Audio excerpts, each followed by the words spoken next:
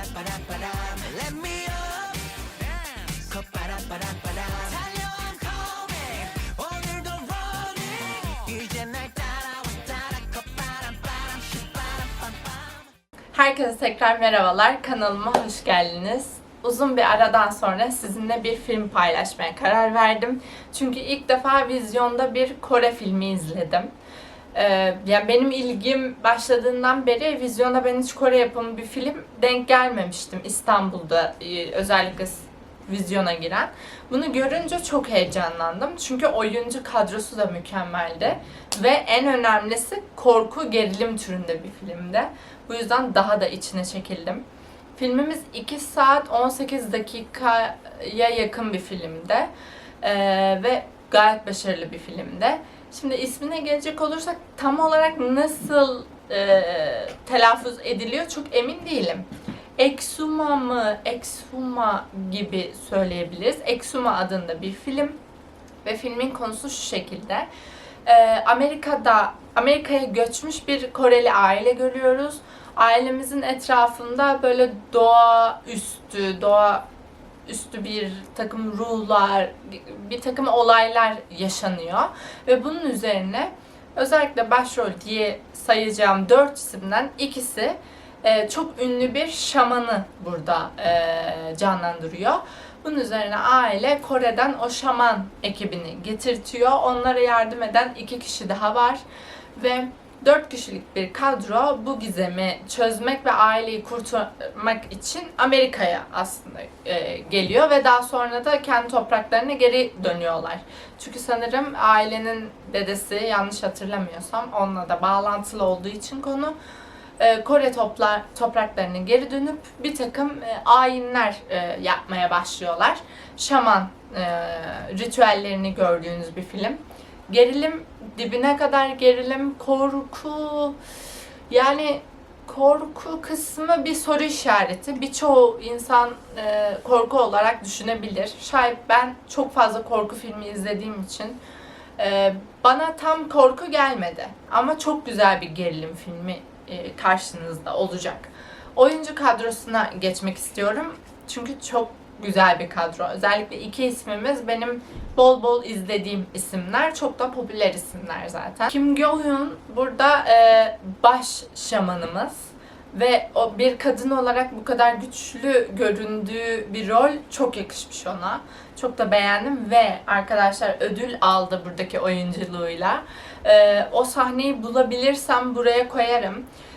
Özellikle bir ritüel yaptığı sırada o kadar güzel bir şekilde yapmış ki ben böyle yani bayılarak izledim o sahneyi ve ödül de aldı.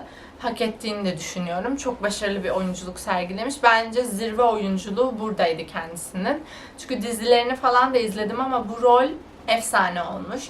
Onun yardımcısı rolündeki şamanı canlandıran oyuncumuzsa Lee Do-yoon adlı oyuncumuz. Zaten çok popüler bir isim. Yanlış hatırlamıyorsam hala askerde olması lazım. Askerden önce çekmiş bunu. Çok da başarılı oynamış. Özellikle böyle dövmeleri, ki onu yapmışlar. Sanırım böyle kolluk gibi giyiliyormuş. Çok emin değilim ama çok yakışmış. Rolü, karakteri, canlandırması her şeyiyle çok başarılı buldum. Ve diğer 2 ismi de buraya koyacağım. Onlar da çok başarılılar. Zaten sektörde bol bol gördüğümüz isimler bu arada. Çok usta oyunculardan oluşan bir kadro karşınızda oluyor. Şimdi bundan sonrası spoiler kısmı, çünkü yorum kısmına geçiyorum artık. Öncelikle film 2 saat 20 dakikaya yakın dersek, ki öyleydi.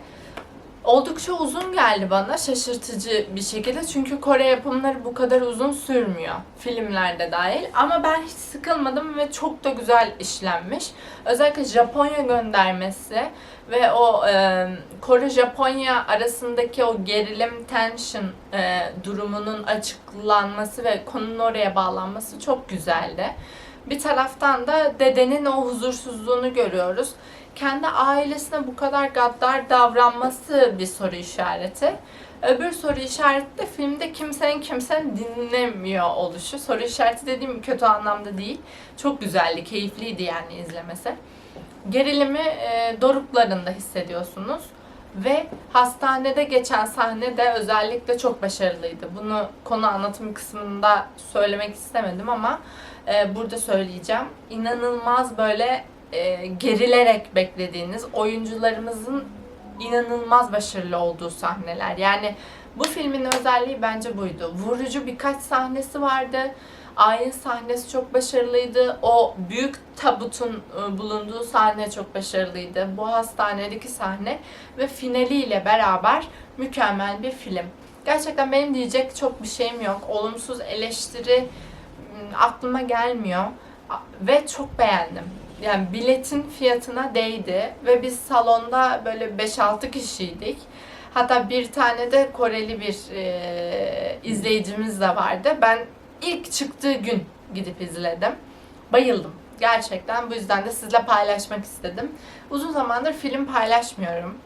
Farkındayım ama size söz vermiştim yazın daha aktif olacağıma dair. Bu da o sözlerimden, yani bana güvenebilirsiniz. Bu şekilde göstermiş olayım. Filmi izleyin.